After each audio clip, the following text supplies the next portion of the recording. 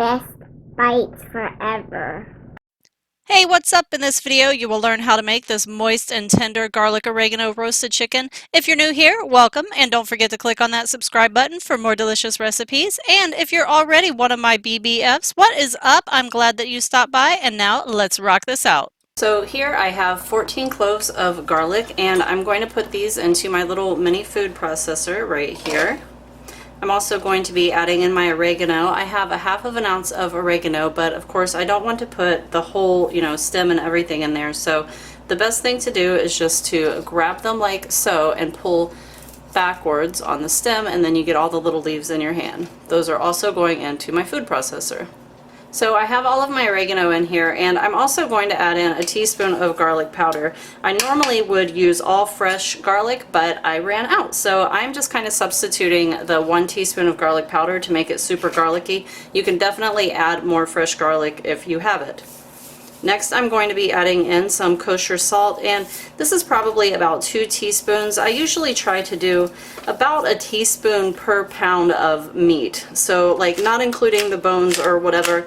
And especially like if I'm doing like a whole roasted chicken, I might do a little bit more salt than I normally would, because it's not all going to be sticking to the meat.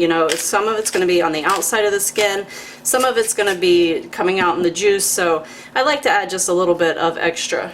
The next thing that I want to add in here is going to be my acid. For that, I'm using red wine vinegar.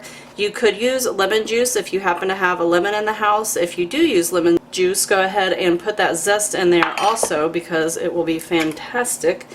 So I added in a tablespoon of red wine vinegar, and I'm also going to add in a 1/4 cup of olive oil, and I just want to mix this up. Absolutely gorgeous. This is what we're going to be using, and I'm going to add a little bit more to it, but I'm going to set this over to the side. Next, I have 2 bunches of green onions, and normally I would use shallots for this recipe, but I had these in the refrigerator and they were starting to look a little bit sad, so I didn't want them to go bad. So I'm just going to go ahead and give these a nice little chop, and I'm going to go pretty far down the white, and then I'm going to mix these in with that marinade that we just now made. There's one of my little whites. Whoops! So you can kind of see how far down that I went. By the way, I did add in another teaspoon of kosher salt, so that gives me a total of a tablespoon in here. I just hit that a couple of times because obviously I already chopped them, but that's what this is looking like, and I'm going to go ahead and grab my chicken out of the fridge. Okay, so I am ready to start putting this beautiful marinade onto my chicken. I basically like to get nice kind of handfuls, and then what you want to do is get under its skin, because the skin, the flavors really won't penetrate. So we need to get underneath there, make a little pocket like so, see that? And then just take that little handful and shove it in. Kind of rub it around a little bit, smooth it out. A little bit more. Rub it in, smooth it out. I'm going to do the same thing over here on this side, as well as from the top. So let's go ahead and do the top first. Going in this direction. Ah! Slippery. Going in this direction. Put a little bit down there in that pocket.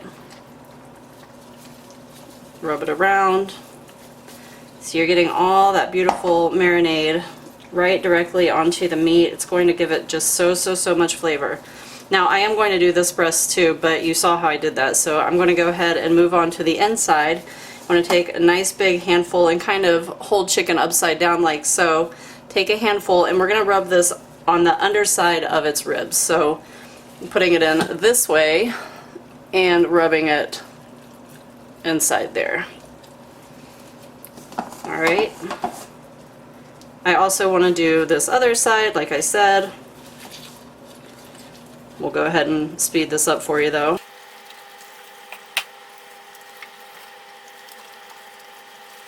Okay, so I have both sides of my breast done. I have the inside done, and let me show you how much. This is how much I have left in here. So this is going to be just enough, see that, to go all around the outside of the chicken.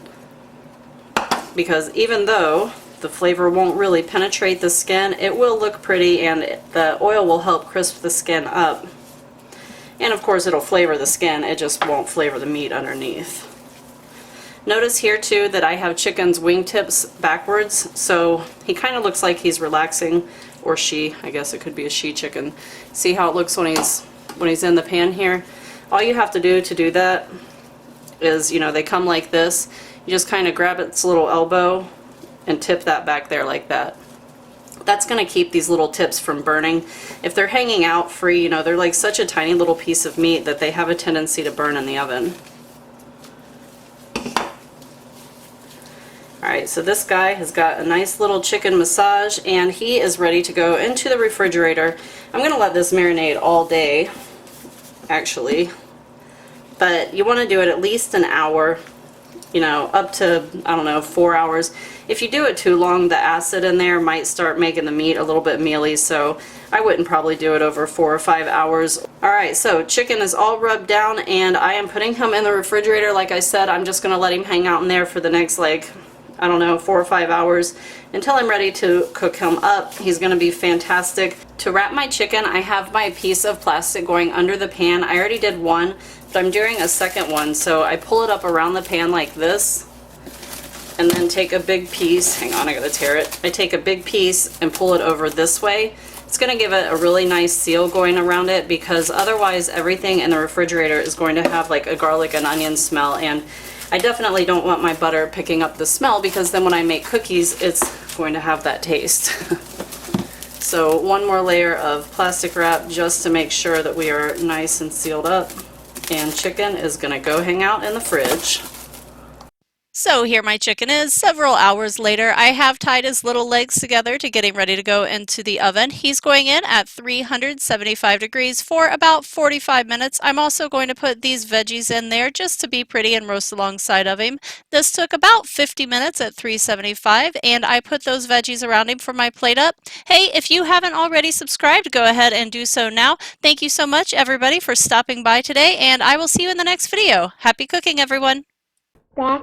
BestBitesForever.com